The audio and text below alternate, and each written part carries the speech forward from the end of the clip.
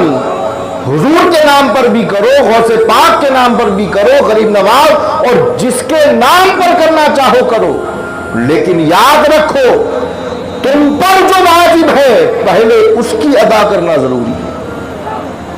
ایسا ہوتا ہے یا نہیں ہمارے سماج میں؟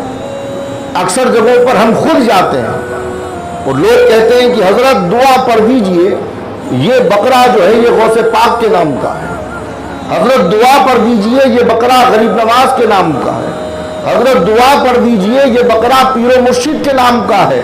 ہم دعا کر دیتے ہیں، لیکن وہی لوگ اپنے اوپر جو واجب ہوتا ہے اسے ادا نہیں کرتے، تو ایسی صورت میں ان کی قربانی نہیں ہوتی اور جو واجب ہے وہ باقی رہ جاتا ہے، اور ایسے لوگ گنہگار ہوتے ہیں۔ اس لیے پہلے اپنے اوپر جو واجب ہے اسے ادا کرو۔ اللہ نے تمہیں بہت زیادہ دیا ہے تو 2 نہیں 4 نہیں 10 بکرے اللہ کی رضا کے لیے قربان کرو، اس میں کوئی حرج نہیں ہے، یہ ثواب کا کام ہے۔ تو اس بات کا ہمیشہ خیال رکھیں کہ اگر اللہ نے آپ کو دیا ہے اور آپ اگر اولیاء اللہ کے نام پر اور اپنے مرشد کے نام پر قربانی کر رہے ہیں کرو، لیکن پہلے اپنے پر جو واجب ہے اس کی ادائیگی کرو۔ اور آج کل تو بہت آسانیاں ہو گئی ہیں، الحمدللہ بزم اصغری کی طرف سے حصے والی قربانی، آپ کو 10,000 50,000 نکالنے کی ضرورت ہی نہیں ہے، آپ حصے میں اپنا نام لکھوائیے، قربانی ہو جائے گی اور آپ کے اوپر جو واجب ہے وہ بھی اتر جائے گا۔ تو آسانیاں ہو گئی نا، تو اس کا فائدہ اٹھائیے۔ اور ایک آخری بات جو حضرت نے کہی تھی میں بھی اپنی زبان میں کہہ دوں، آج جو ماحول پورے ہندوستان میں ہے آپ بخوبی جانتے ہیں، گوشت ہوتا کسی جانور کا ہے، بتایا کسی جانور کا جاتا ہے، اور پھر ان تمام چیزوں کا فائدہ اٹھا کر مسلمانوں پر ظلم کیا جاتا ہے، ان کو سزائیں دلوائی جاتی ہیں۔ تو مختصر یہ کہ جتنا ممکن ہو ایسے جانوروں کی قربانی کرے جن جانوروں کی قربانی کرنے پر آپ کو کوئی تکلیف نہ ہو۔ مسئلہ اپنی جگہ پر ہے، شریعت نے اجازت دی وہ اپنی جگہ، لیکن حالات کو مد نظر رکھتے ہوئے اس بات کا خیال رکھیں کہ ایسے جانوروں کی قربانی کریں کہ جن پر کوئی آپتی نہ ہو۔ اور سوشل میڈیا پر چاہے وہ انسٹاگرام ہو، فیس بک ہو یا آپ کا واٹس ایپ ہو، کسی بھی سوشل سائٹ پر آپ کسی طرح کا فوٹو اپلوڈ نہ کریں، کیونکہ قربانی کا مقصد ہی اللہ کی رضا ہے، دنیا کو دکھانے کے لیے نہیں، دنیا کی واہ واہ لوٹنے کے لیے نہیں۔ کوئی آپ کی تعریف کرے کہ فلاں حاجی صاحب نے 10 بکرے قربان کر لیے، اس لیے قربانی نہیں ہوتی۔ قربانی کے لیے اللہ کی رضا حاصل ہونا ضروری ہے، اور اللہ کی رضا تبھی حاصل ہوگی جب ہم خلوص اور للہیت کے ساتھ قربانی کریں گے۔ اور آخری بات یہ بھی کہ جن کے گھروں میں قربانی ہوتی ہے، ہم نے دیکھا ہے کہ ہم تکلفات سے کام لیتے ہیں۔ وہ تکلفات کیا ہے؟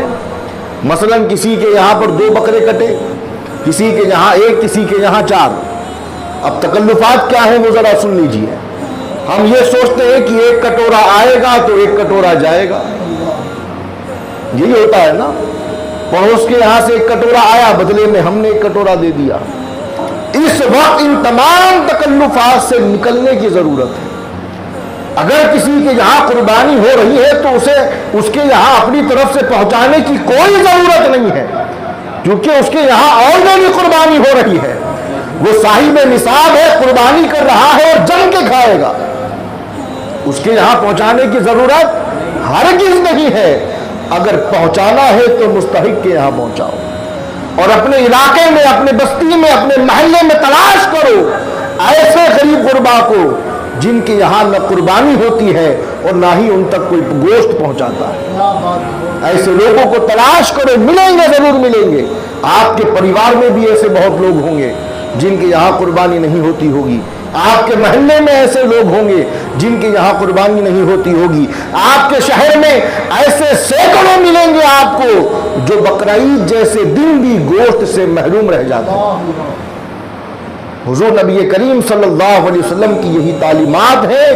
مختصر میں بتاتا چلوں کہ اگر آپ قربانی کر رہے ہیں تو ایک حصہ اپنے یہاں رکھ لیں اور باقی جتنا گوشت ہے حقدار تک پہنچائیں، ضرورت مند تک پہنچائیں۔ اسی میں اللہ کی رضا ہے اور انہی عمل سے اللہ رب العزت راضی ہوتا ہے۔ اور جتنے بھی تکلفات ہم برسوں سے کرتے چلے آ رہے ہیں، ان تمام تکلفات سے باہر آئیے۔ جس کے یہاں قربانی ہو رہی ہے آپ عید مل لیجئے، سلام دعا کر لیجئے، اور اسے بھی یہ پیغام دیے کہ بھائی صاحب ہمارے یہاں مت پہنچائیے گا، اگر زیادہ ہی محبت ہے تو ہماری طرف سے کسی غریب کے یہاں پہنچا دینا۔ اگر ہم سے زیادہ محبت ہے، اگر ہمیں خوش کرنا چاہتے ہو تو ہماری خوشی اس میں ہے کہ ہمارے حصے کا گوشت کسی غریب کے یہاں پہنچ جائے۔